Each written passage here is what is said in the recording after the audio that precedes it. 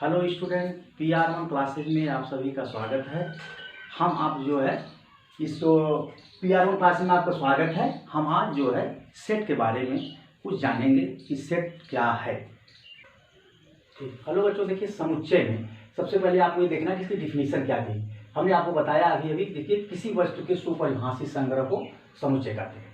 अब समुच्चय का अर्थ होता है या तात्पर्य होता है कि माने इतना स्पष्ट हो कि वस्तु में कोई संदेह न हो। अब इसके बाद जो है ये तो क्लियर हो गया इसकी डिफिनीशन क्या है। समुच्चयों में संकेतन क्या होता है? संकेतन का मतलब क्या होता है? किससे हम किससे प्रदर्शित करते हैं। जैसे अंग्रेजी की जो है बड़े अक्षरों को से हम समुच्चय को प्रदर्शित करते हैं, जैसे ABC और डॉट डॉट, इसके बाद जो भी है XYZ। और इसके बाद जो है अवयवों को किससे प्रदर्शित करते हैं? अंग्रेजी के छोटे अक्षर जैसे आपको देखिए ब्लैक बोर्ड लिखा गया है, छोटे अक्षरों को जैसे स्मॉल लेटर जो होता है ABC और डॉट डॉट XYZ से प्रदर्शित करते हैं। अब इसका जो है कुछ एग्जाम्पल आपको इसके बाद देंगे, मतलब जो है अभी इसके आगे जो वीडियो चल रहा है इसमें हमारा जो इसमें है ब्लैक बोर्ड पे, उसमें जो है कुछ और माने लेटर हैं, जैसे सिंबल हैं, संकेतांक हैं। जैसे उसमें इसके आगे थोड़ा सा हम ये बता देते हैं आपको कि कौन कौन से हैं। जैसे मान लीजिए इसमें ये आपका जो है सिग्मा है, आपका ये है, ये नॉट है और इंटर यूनियन है और इंटरसेक्शन के बारे में कुछ हम जो है आगे आपको बताएंगे। इसके बाद हो रही है कहीं पर तो आप हमको इसको जो है पूछ सकते हैं इससे है, या कमेंट कर सकते हैं, ठीक है, या इसको जो है इसके साथ भी ले सकते हैं। ठीक, ऐसे बच्चों देखिए इस समुच्चयों में कुछ जो सिंबल्स हैं उनको थोड़ा सा हम यहाँ आपको ब्लैक बोर्ड पर प्रदर्शित कर रहे हैं। इसमें जैसे बिलोंग है, ये डज नॉट बिलोंग है, और ये यूनियन है और इंटरसेक्शन है। ये इतने जो हैं लगभग आपको जो है अभी हम इसको इसके बारे में बता दे रहे हैं कि ये सब चीज़ें क्या हैं। ठीक है, हाँ देखिए बच्चों, ऐसा एक्स बिलोंग टू, मतलब संबंध होता है। जैसे मान लीजिए एक्स बिलोंग टू ये है, एक्स बिलोंग टू बी।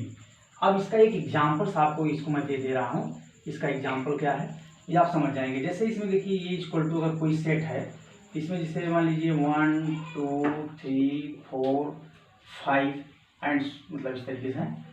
और बी की वैल्यू अगर इसमें दिया गया है, जैसे बी की वैल्यू मान लीजिए कितनी है, जैसे इसमें 2 3 4 5 6, ये जैसे इस तरीके दिया। अब इसमें ये देखना है कि यक्स इसमें बिलोंग है, इसका मतलब क्या होना चाहिए। अगर यक्स की वैल्यू मान लीजिए हम इसमें कह देते हैं कि जैसे 1 और ये 2 है 3 है, ये मान लीजिए इसमें है, तो क्या इसमें 1 2 3 इसमें बिलोंग कर रहा है कि नहीं। इसमें देखिए 1 2 3 है, इसमें 1 2 3, इसका मतलब एक्स इसमें बिलोंग कर रहा है। लेकिन इसमें देखिए एक्स बिलोंग टू इसमें क्या है, इसमें भी इसमें बिलोंग कर रहा है। दोनों में इसका मतलब है कि 1 2 3 है, ये 1 2 3 है, 2 3 इसमें दोनों बिलोंग कर, इसका मतलब कोई एलिमेंट इसमें अवश्य मिलना चाहिए। इस समझ रहे हैं। अब जैसे इसमें शो हमने किया कि इसमें क्या है, ये एक्स इसमें बिलोंग कर रहा है, इसका मतलब ठीक है। अब इसके बाद डज नॉट बिलोंग वाले में थोड़ा सा इसके अलग अलग लिखते हैं, ठीक है। इसके बाद देखिए और इसका और देगा समझ में आपको आया होगा, तो मैं एक दूसरा एग्जांपल इसके साथ दे दे रहा हूँ। जैसे इसका एग्जांपल फर्स्ट था, एक दूसरा एग्जांपल दे रहा हूँ। जैसे 2 वाला एग्जांपल है आपका, उदाहरण नंबर 2 है। इसमें संबंध रखता है कि नहीं रखता है। इसमें देखिए जैसे एक वैल्यू हम मान लीजिए कुछ समथिंग रख देते हैं, जैसे मान लीजिए यहाँ 2 है 4 है 5 है और 6 है, ये है।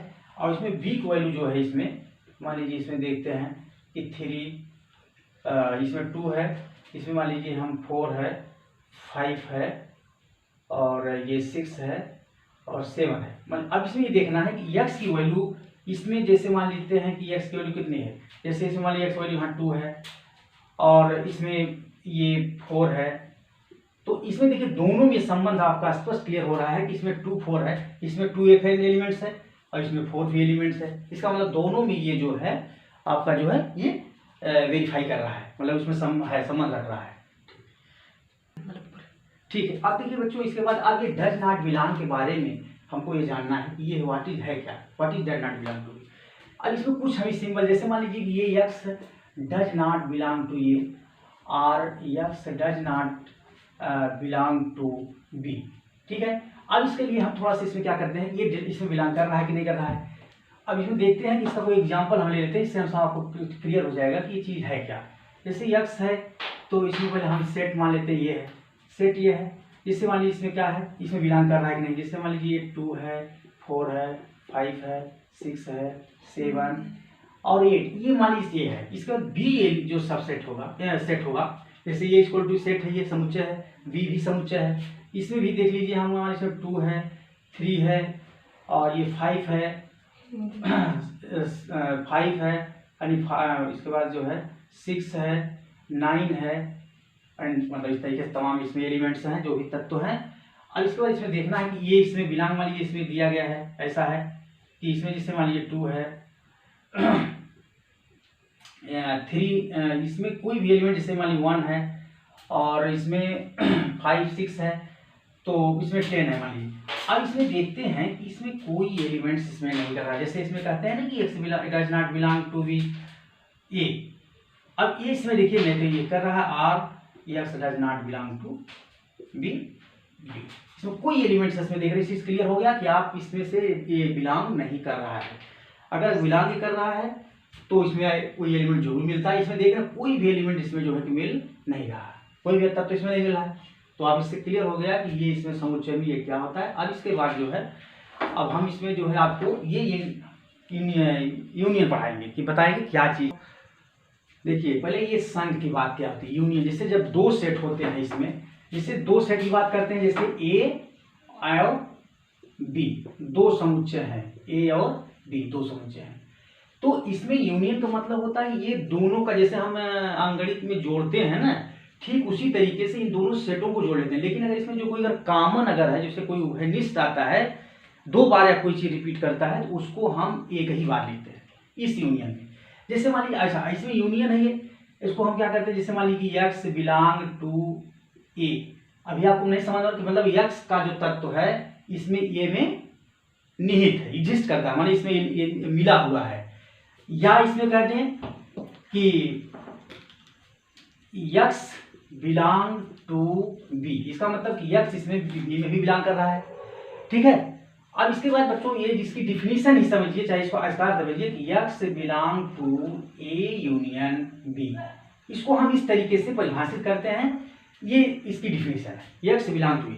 अब इसमें क्या मतलब होता है, अब इसके जैसे परिभाषा होगी, ए और बी दोनों क्या है, ये दो समुच्चय हैं। ये क्या है, ये दो समुच्चय हैं। समुच्चय आपको अच्छी तरीके से समझिए, आपको बता भी दिया है, ये समुच्चय है। अब दोनों में से एक्स बिलोंग टू ए है, एक्स बिलोंग टू बी है, इसको एक्स बिलोंग, इसका मतलब कि दोनों एलिमेंट्स इसमें जो है हैं। अब इसका एक हम एग्जांपल दे देते हैं। जैसे मान लीजिए ए इक्वल टू, आपको हम थोड़ा बता दें, 1 2 3 4 माने हुई 1 2 3 4 5 6 इस तरीके से इसमें दिया गया है। और दूसरा सेट इसमें दिया गया है बच्चों, बी दिया गया है। तो बी, अब बी में मान लीजिए कोई इसमें जैसे 3 है, 4 है, 7 है, 9 है और मान लीजिए यहाँ इसमें 10 मान लेते हैं।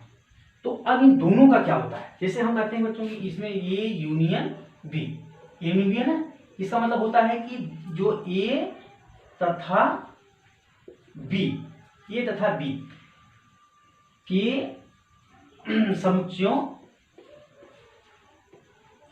ए तथा बी के समुच्चयों का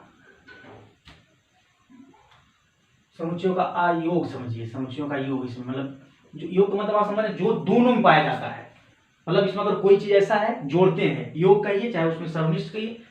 अब इसके अलावा देख लीजिए इसमें क्या होगा, इसमें जैसे हम क्या लिखते हैं 1 2 3, इसमें देखिए 3 4 दोनों इसमें है, एक ही बार लेंगे। इसमें देखिए 5 है तो ये हो जाएगा आपका 5 हो गया, यहाँ 6 हो गया, 6 हो गया यहाँ पर। इसके बाद फिर 9 हो गया, ये 7 हो गया, 9 हो गया और 10 हो गया। ये देखिए इस तरीके से हम इस यूनियन बी को देख लिया, ठीक है बच्चों।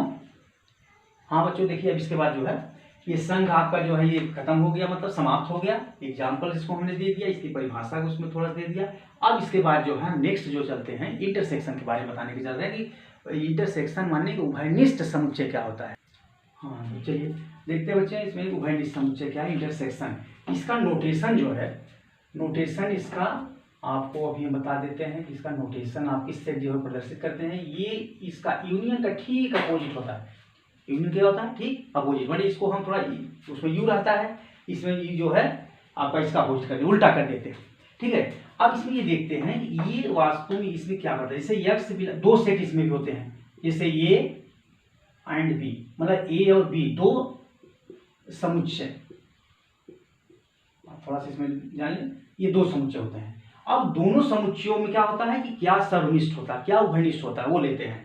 जैसे यक्स बिलोंग टू ये है, ठीक है, इसमें हम आर लेते हैं। आर का मतलब बच्चों क्या होता है, उसमें इसमें क्या होता है, यक्स बिलोंग टू ये एंड या तथा दोनों लिख देते हैं। क्या लिखते हैं, यक्स बिलोंग टू ए और यक्स बिलोंग टू बी, ये दोनों लिखते हैं, ठीक है।